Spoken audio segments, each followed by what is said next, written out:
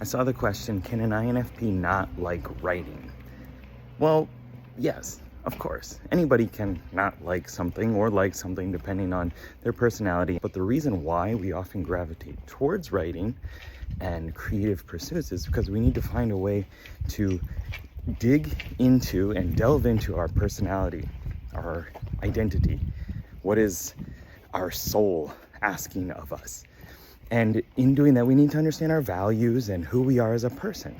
And then expressing that through extroverted intuition, through writing, through creativity, through story, through those kind of pursuits of metaphorically expanding or communicating what is going on internally is something that we're naturally driven towards.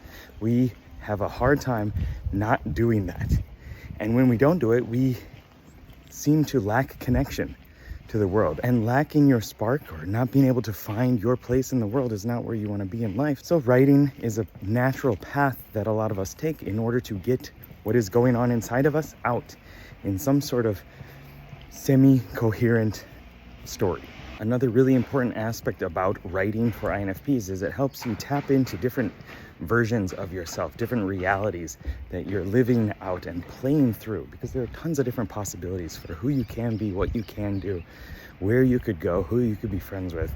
And writing stories is one way of putting yourself into that position and living out to see what you're going to do. What would they do in that situation? That helps you identify more about yourself, understand more about yourself, and then bring that into the world in some way through that speculative play testing of different versions of yourself.